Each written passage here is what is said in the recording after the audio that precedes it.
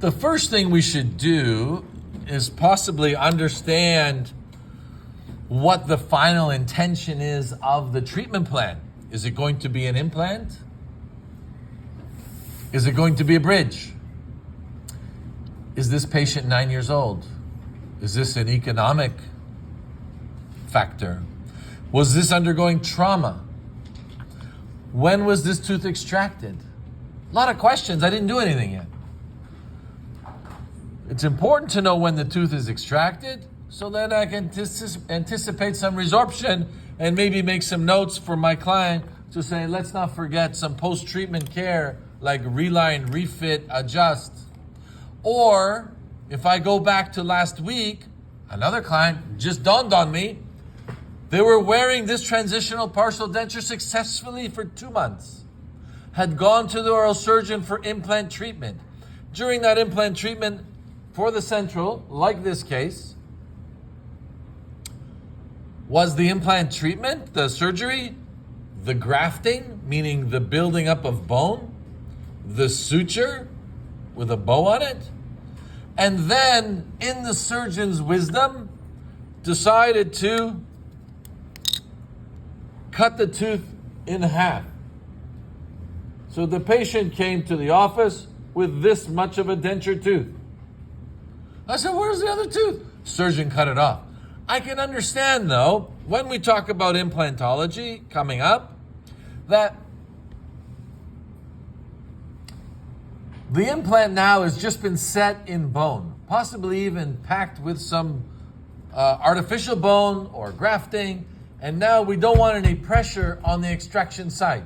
Almost if you were to put something in cement or on your plaster bench, you don't want to start tapping it and then having this unsettled feeling of the implant.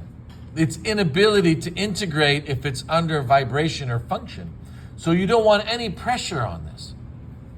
But now the patient didn't look good with just an incisal edge. So I replaced some of the tooth back, and then, actually I put a whole new tooth back, and then relieved the whole fitting surface as not to engage the surface of the implant. Well, that was a good idea. So there was another reason why I was making this, because the surgeon botched it. But in good reason why. Very good reason. So many things happen. So the first thing I'm going to do is now, what is the extent of the major connector of this transitional partial?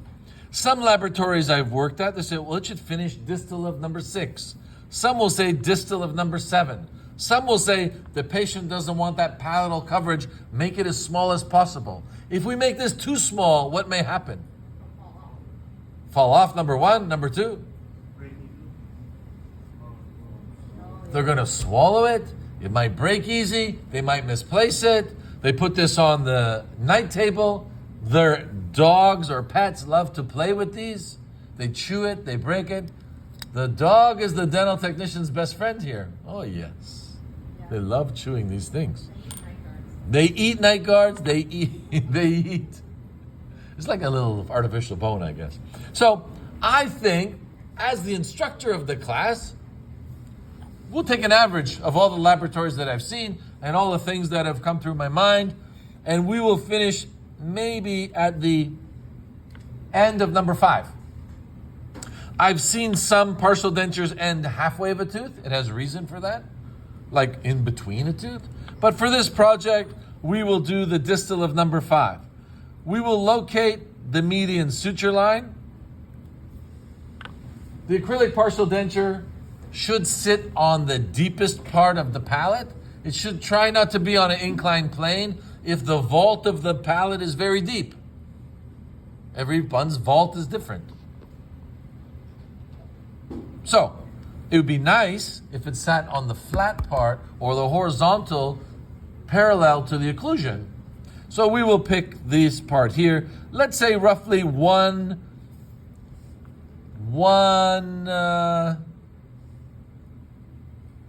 natural tooth anterior to the 5.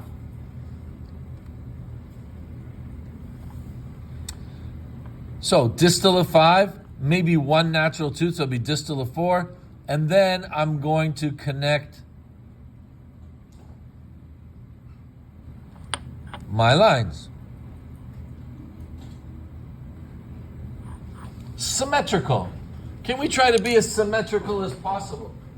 Don't have this one down here. Don't have this one up here. This is in the middle. The left equals the right. Even though we're not symmetrical, we should be pretty close to symmetrical. I think it's pleasing.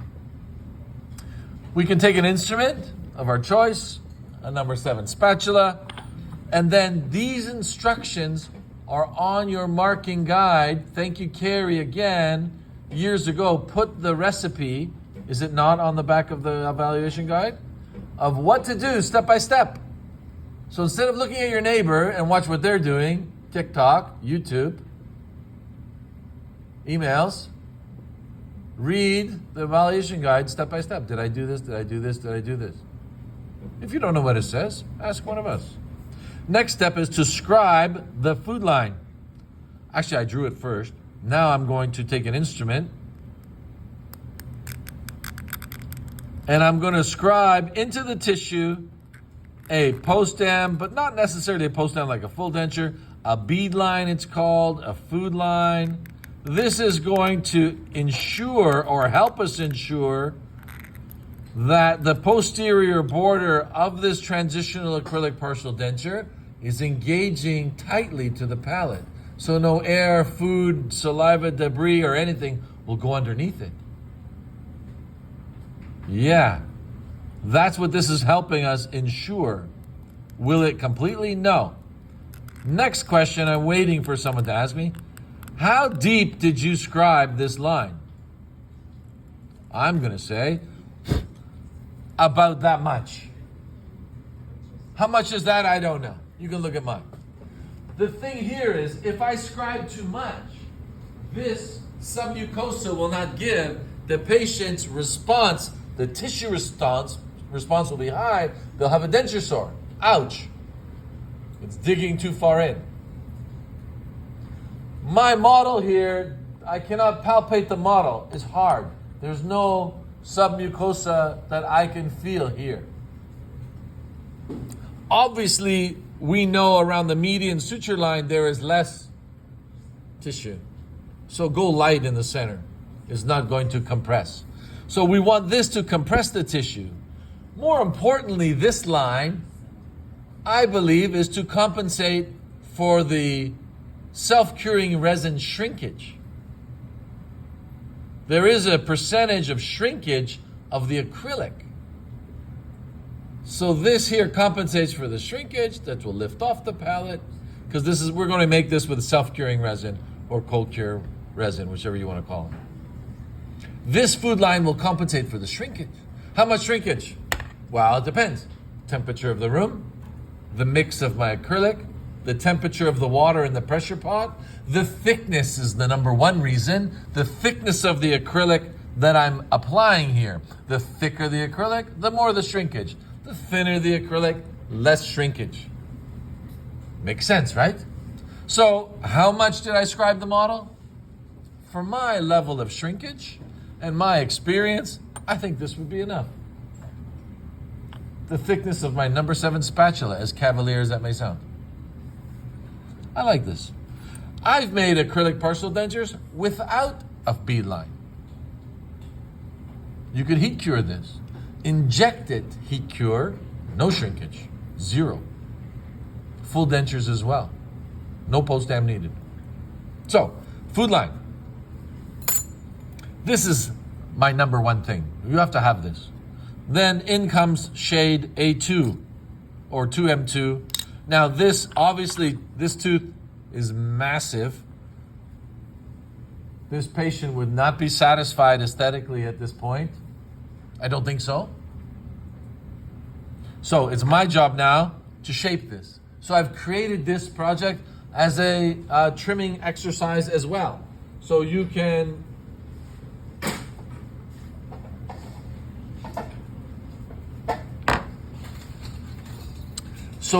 practice shaping teeth. Aha. Out of the bag comes a photo. Practice the shape of teeth And here we've practiced on Siesta Key Beach, Sarasota, with the super dads that were making sharks, walruses, these fabulous castles. And I could only make tooth number 26. Loser dad, I'm not sure. Super dad, in my own mind. In the kids' minds, boring dad. What is this? This is a molar. So as that got boring, we continued to do 5, 4, 7. Kids got frustrated. I've got pictures of it. Kicked out a couple of teeth. Dad, enough of the teeth. No problem, I will make a partial denture out of sand. They could not win. But anyways, practice making shapes. The medium there was sand, SiO2, which is ceramic, glass. Here we've got PMMA plastic. There is some glass fillers in this tooth, but pretty much not much. I think this was mostly a plastic tooth. We must shape the tooth with the choice of our burrs. That's the only one I own, so that's the only one I can use. And we're gonna hang on tightly, and this is to create the shape. But I'm on my video. Sorry, I'm trying to do both. And I'm trying to see at the same time. I gotta do this through my picture. Wow, this is tough. We need light too, we need light. There was light. Now, I'd be lying to you if I said I haven't burned through some teeth by being a little over aggressive. We have a few extra, but don't be careless. Take your time.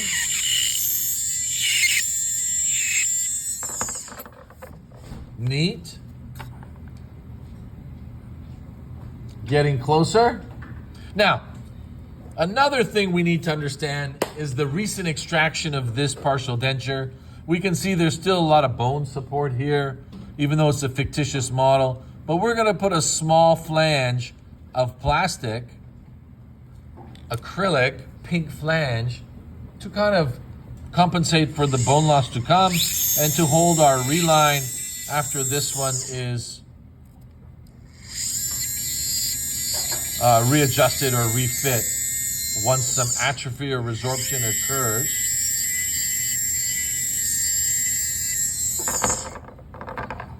If it's a tapered tooth, tapered, square tooth, square, ovoid tooth, ovoid, diastema before, diastema now. Because sometimes people are losing teeth for a long time and the space is bigger than the space for one tooth. Sometimes they've been missing it a long time or nothing. The space closed and now this space is smaller, so then we got to incorporate some creative overlapping to maintain the mesial-distal width or something aesthetically pleasing. I can look here that the mesial-distal width is huge for this tooth, so I'm going to maintain the integrity and shape of the tooth. At the same time, reduce. I'll start with the distal line angle because this is an easier one to hide.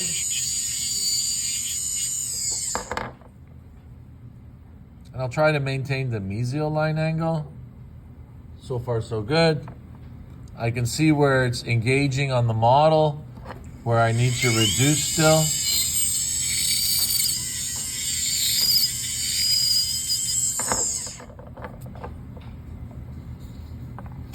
Closer. Mesial distal slightly. And if, just so you know, I've only adjusted the distal line angle so far. I might not even touch the mesial, maybe the mesial point angle to get this angle right here, maybe. Now, if this is a highly aesthetic zone and this patient is really, really, really aesthetic conscious, then I guess we could do a try-in. We could put this in the patient's message. This is what it's going to look like. Are you okay? We'd hate to go through all the effort of this immediate placement. The patient, I don't like it. Wrong color, wrong size, wrong shape. It's not me. What do you mean it's not you? No, it's not me. I know what I look like. And I never look like this. And I'll show you a picture. And they show you some picture at some disco. It's a 25-year-old picture. You don't look like that anymore. They have some kind of delusional idea of what they look like. But also, we see the patient face on, they always see the reverse of themselves in a mirror, right? So now they're looking at things prospectively with a dominant eye in reverse of the mirror. So if you're right eye dominant, you see things, or left eye dominant. When I'm looking at this with my right eye, because I'm a right eye dominant person. Do you know what dominant eye you are? You can find out. We'll do a quick test. The exit sign at the top of the ceiling. You see it? With both eyes open. And if you're sleeping, you must open both eyes. With both eyes open, locate the exit sign in a little circle of your finger, like me. Like this. Like a Chef Boyardee. Put the exit sign in the circle. Close one eye. If it stays in the circle, that's your dominant eye. If it moves out of the circle, that's not your dominant eye. You follow? How'd you do? Everybody's still lost? No, you must do with both eyes open. Because now, when you're doing with both eyes open, you're using one of them to put it in your circle. And then close the other one. Aha. So how many right eye dominant people we have in the classroom?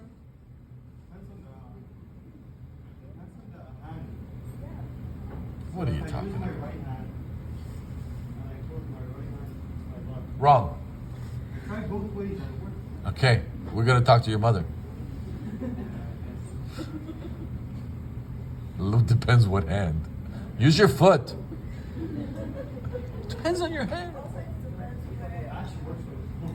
Okay, so how many right eye dominant people we have? Including me. Carrie, you too? I didn't try it. Oh, come on, join in the fun. Oh, Carrie. Okay, how many left-handed people we have?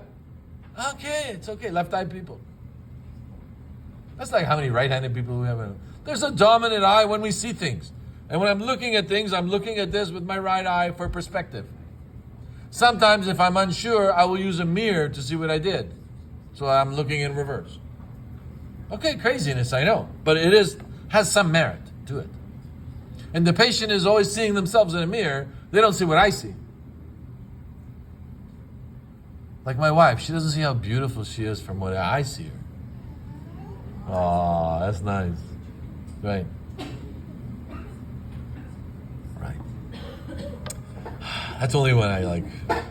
Yeah, let's not go there now. Let's get back to the partial dentistry. Oh. Okay. We have the central taking shape.